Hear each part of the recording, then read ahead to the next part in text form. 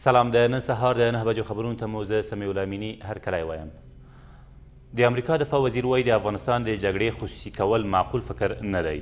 جیم ماټیس تېره ورځ له خپل لوی درسي سره په ګډه خبري ناسته کې د افغانستان او سویلي اسیا په اړه د امریکا حکومت تګلاره اغیزمنه وبلله او زیاته کړه چې د افغانانو په مشرۍ او مالکیت د سولې له بهیره په بشپړ ډول ملاتړ کوي.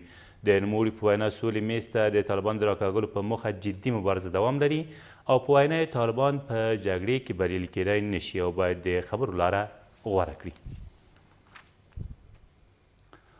له دې سره سم ولسمشر غني تېر ماښام د امریکا د ولسمشر له مرستیال مایک پینس سره د ټلیفون په وسیله خبرې وکړې. ښاغلي غني په خپل ټویټر پاڼه کې لیکلي چې دواړو لورو د سویلي اسیا لپاره د ولسمشر ټرمپ د تګلارې پر اغیز، د سولې پر بهیر او پر راتلونکو ټاکنو خبرې کړي دي.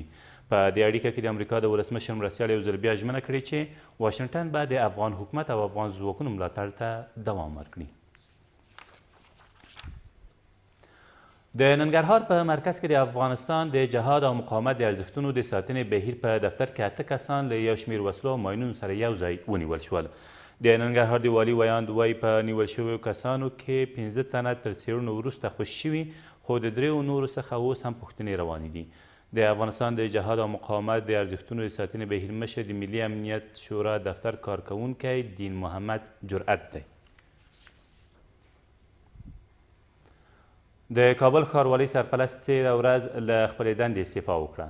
عبدالله حبیبزي په خپل فیسبوک پاڼه کې لیکلي چې د هغه استعفا هم د ولسمشر له لوري منظوره شوې، خو د دغې استعفا د لامل په اړه یې څه نه دي ویلي. نوموړی 2 کاله مخکې د کابل ښاروالۍ د سرپرست په توګه د ولسمشر له لوري غوره شوی و.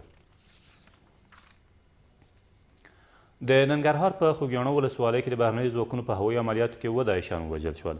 د 201 سیلاب قلو اردو قمندانۍ مسؤلین وایي دغه عملیات تېره ورځ د وزیر تنګي په سیمه کې د بې پیلوټه الوتکې له لوري ترسره شوي دي. ویل کېږي په دې بمباریو کې د سیمو اوسیدونکو ته زیان نه دی اوښتی.